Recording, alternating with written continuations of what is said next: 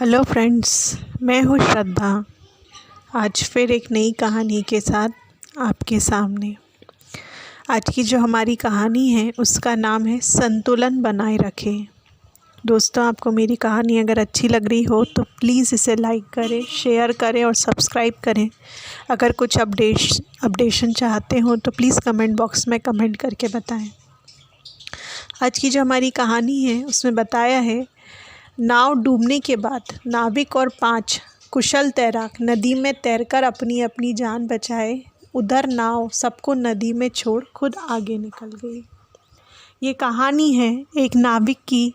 एक नाव जिसमें बैठे सवार जो लोग थे उसमें से कुछ डूब गए, कुछ साथ हैं, और एक नाविक जो उस नाव चला रहा था। अब उसमें वो नाव डूब जाती है। अब उसके डूबने के पीछे कारण क्या रहता है, और उसमें से कुछ लोग जो है वो बच जाते हैं और कुछ जो है वो डूब के मर जाते हैं। तो सुनते हैं हम आगे की कहानी। तो नाव डूबने के बाद नाविक और 5-7 जो कुशल तैराक थे वो नदी तैरकर अपनी अपनी जान बचाकर वो वापस आ गए। उधर नाव सबको नदी में छोड़ खुद आगे निकल चली गई। बचे हुए लोग राजा के दरबार में पेश किए गए। अब राजा ने नाविक से पूछा, नाव डूबी कैसे? क्या नाव में छेद था? नाविक ने कहा, नहीं महाराज, नाव बिल्कुल दुरुस्त थी। महाराज, इसका मतलब तुमने सवारी अधिक बिठाई होगी। नाविक ने कहा, नहीं महाराज, सवारी नाव की क्षमता अनुसार ही थी। ना जाने कितनी बार मैं उससे भी अधिक सवारी बिठाकर नाव पार लगाई है।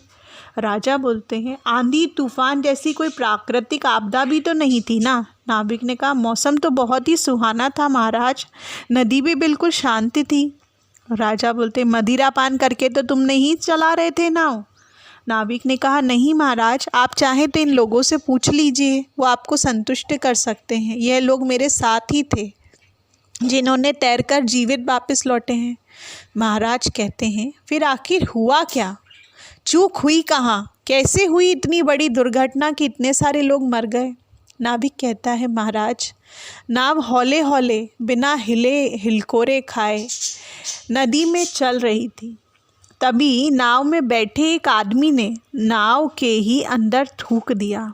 मैंने पतवार रोककर उसका विरोध किया और पूछा कि तुमने नाव के अंदर क्यों थूका? उसने उपहास में कहा कि क्या मेरे नाव थूकने से नाव डूब जाएगी क्या? मैंने कहा, नाविक ने कहा, नाव तो नहीं डूबेगी, लेकिन तुम्हारे इस जो गंदा व्यवहार तुम कर रहे हो, हम शर्म से डूब रहे हैं। बताओ, जो नाव तुमको अपने ही सीने पर बिठाकर इस पार से उस पार ले जा रही, उस नाव पर ही तुम थूक रहे हो। तो राजा ने कहा, फिर क्या हुआ? नाविक ने कहा, राजा महाराज, मेरी इतनी बात पर तो वो तुनक गया और बोला, पैसे देते हैं नदी पार करने के लिए, कोई एहसान नहीं कर रहे हो तुम और तुम्हारी नाव। राजा बोला विस्मय के साथ, पैसे देने का क्या मतलब है? नाव में थूकेगा? अच्छा, फिर क्या हुआ?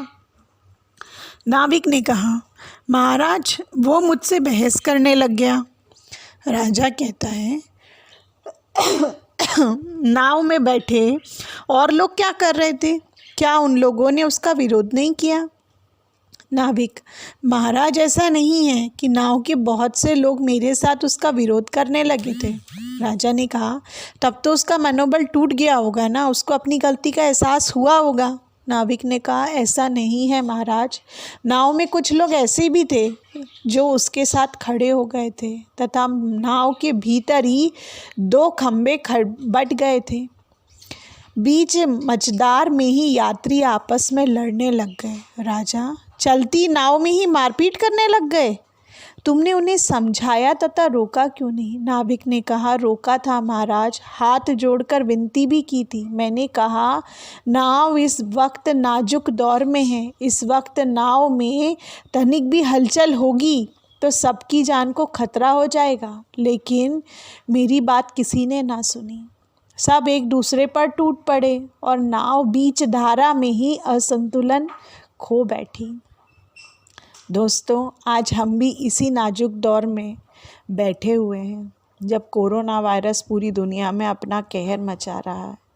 कुछ लोग जो हैं वो अपनी तरफ लोगों को मिलाते जा रहे हैं। जो गलत काम कर रहे हैं वो और ऊपर उठने की कोशिश कर रहे हैं। वो ये नहीं सोच रहे कि इससे नुकसान हमारा है, हमारे साथियों का है, हमारे परिवार का है, हमारे देश का है।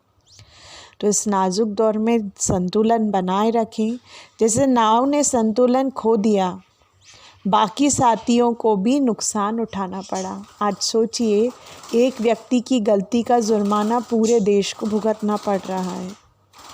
इसीलिए ऐसी गलती ना दोहराएं। ये साधारण बीमारी नहीं है, ये बहुत बड़ी बीमारी है। इसे साधारण रूप से ना लें कि ये तो सर्दी खांसी है, हो जाएंगे ठीक।